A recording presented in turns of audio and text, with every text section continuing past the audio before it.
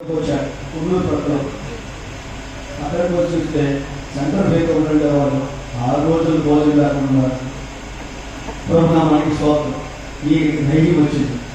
మీరు 6 రోజులు జరుగుతున్న జీవం ఉన్నారు, పర్వాలేదు మనం సావమని ఒక ధైర్యం వచ్చి సేవ వదిలిపెట్టి పోవాలనే తలంపు వదిలిపెట్టి తిరిగి ప్రతిపెట్టి జరుగుతుని ఎక్కడికి వచ్చి అక్కడికి వెళ్ళిపోయాడు. ప్రభునామానికి మహిమ కలుగునుగా.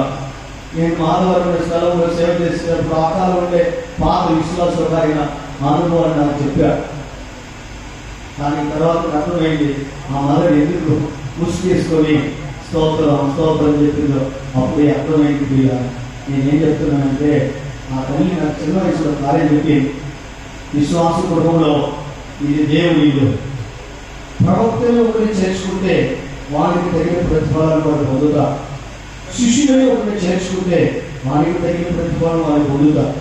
అలాగే ఈ విశ్వాస గృహంలో ఒక పేప వ్యక్తి నీవు అద్భుతం వేస్తున్నావు చూసావా, ఇది కూడా పరలోకంలో ఆశీర్వదించబడుతుందని చెప్పి మీదైన వరకు నాకు జ్ఞాపకం ఉంది.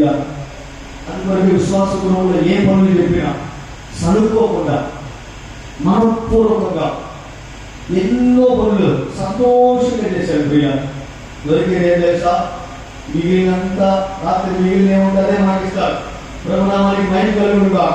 నేను చిన్న వయసు విశ్వాసంలో ఉన్నాను. ప్రియ గొడ్డి శాస్త్రి దొరికే ఆహారం అది సంతోషంగా తినడానికి మంచి భక్త బలం వస్తుంది. ప్రియ ఏ గాదులు రావు.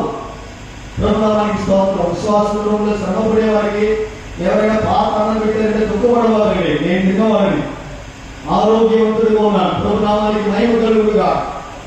ప్రియులారా దేవుని ఇంట్లో ప్రభునామం నిమిత్తం మీరు పడే శ్రమలు ప్రయాసాలు అవన్నీ కూడా గ్రంథాల్లో రాయబడిన ప్రియుల వాటన్నిటికి ఒక మహిమ ఉంది. ప్రభునామానికి మహిమ కలుగును కాక అవన్నీ నిత్యంలో పోయిన తర్వాత దేవుడు అనుగ్రహిస్తారు. ఇప్పుడు దేవుడి దయ వలన కనికరం వలన ఒకవేళ మనం ప్రభు రాత్రులు ఎంత పడ్డామో అనుకోనండి, ఆ న్యాయాసనం దగ్గరికి పోయిన తర్వాత ప్రతిఫలాలు దొరుకుతాయి. ప్రియ